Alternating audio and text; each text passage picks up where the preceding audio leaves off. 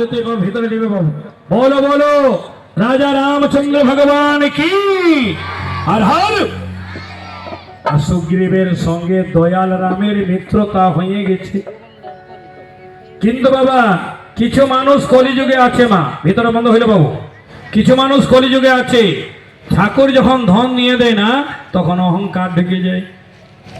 তেমনি ননি সুগ্রীবের সঙ্গে মিত্রতা হইল, বলল মিত্রতা তো কি, আমার দাদাই আমাকে দমে মারে। বলছে তোমার দাদা কে বটে? না বালি।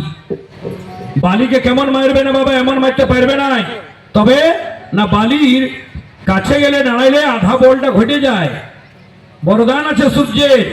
এই জন্যে বাবা বলছে টেনশন নিবি নাই, এবারে যা। আর যাইনি, বলছেন দাদা বাইর হও। কিন্তু কিছু আমাদের মানুষ, শিখো ভাইয়া বাবু বাবু, কিছু আমাদের মানুষ এরনি নিজের পত্নীর ইজ্জত করে নেয়।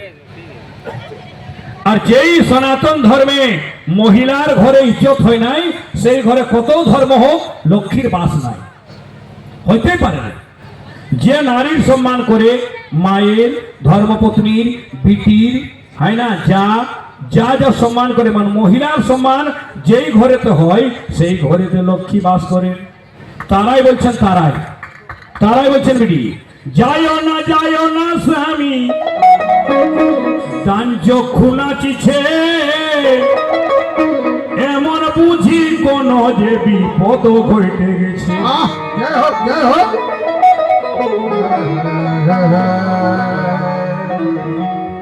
এবিডি এই নানো বাবলো, ছেলেরা বাবলা, পুরুষের দান চক্ষু আর মহিলার বাঁ চক্ষু যদি নাচছে বাবা, তার মানে কোনো বিপদ হবার সংকেত আছে।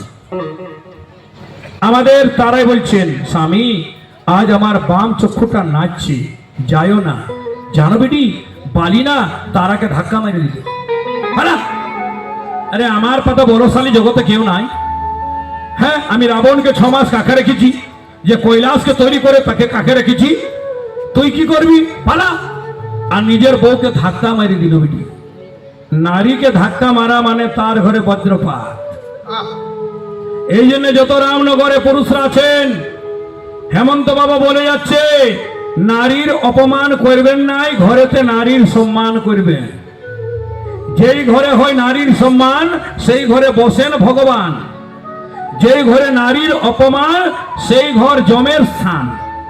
যেই ঘরে নারীর অপমান হয় মা, সেই ঘরে যমরাজ বাস করে। আর বালি বাইর হয়ে গেল মা। সেদিন রামচন্দ্রই বালিকে মারেন নাই, দুটির শরীর এক, চেহারা এক, খুব মারেছেন বালিকে। আসিনি বলছেন সুগ্রীব এইটা করলে বন্ধুর এটা কাজ, এত দাদাই মারলে তুমি কই বাঁচাইলে? ভগবান বলছেন চিনতে পারি নাই। তবে বাবা কি কি আর দয়াল রাম গোলাই মালা